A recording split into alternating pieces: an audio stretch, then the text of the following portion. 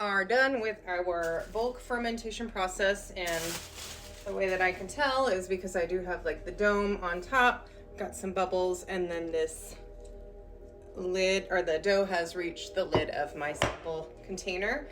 So what I'm gonna do now is just get my dough out, get it separated and weighed into equal loaves. And these are both, or this is gonna be made into, sorry, words are hard, into 2 garlic cheddar loaves. And you want your sourdough to kind of have this pillowy, like marshmallow texture when it's done proofing. It shouldn't be sticky. It should be fairly easy to work with, and it ideally will come out of the bowl in one like solid mass and not be stuck. It's really fulfilling and rewarding, if I'm being honest, to have it come out as it works its way out of the bowl. Perfect. All right, I'm going to try to divide this as equally as possible. We'll see here how good of a guess I can make.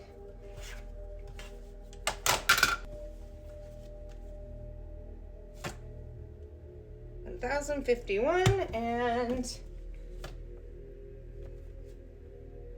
$965. Darn it. Now let's try 1,004. Look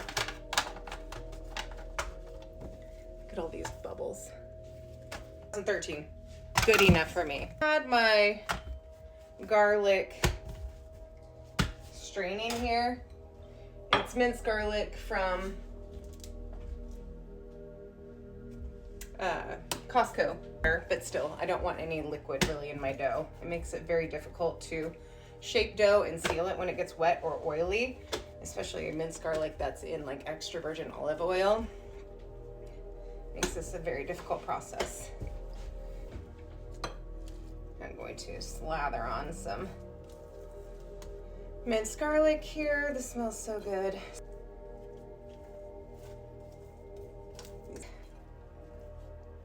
Kind of on the majority of my surface area here. I'm going to add some Italian seasoning, and then I have shredded up a sharp cheddar cheese block from Costco as well. So call that good. Flip it over, and we do the same thing on this layer before we close it off, and then flop it over again. I'm trying to kind of seal this up as I go, just because I don't want my inclusions to be on the counter and have my dough rolling around in it when I'm trying to shape, because it makes it difficult. And then we get those breaches and holes in our dough that we don't prefer to have.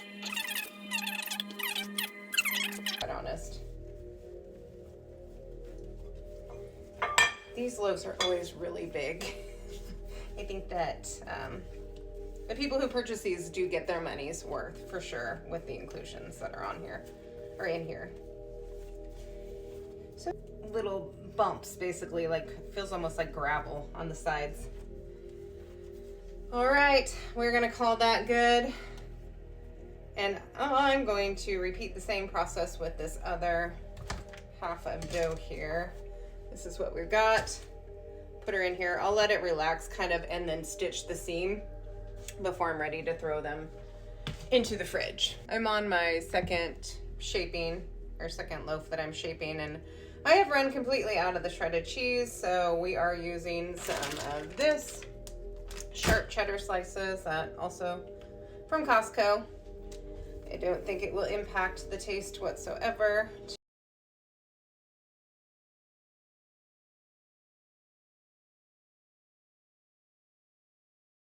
Good to go by this evening to get her in the fridge.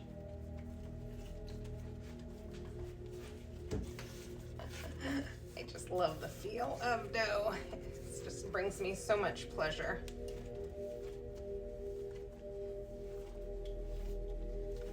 And again, just trying to create some surface tension here. I think I might not push it my limit like I did the other one, because I really did kind of overdo it, and then it started creating a breach. Look at all those nice little bubbles we got going on. Pop this in the basket. Okay, we'll come back and bake these off in the morning.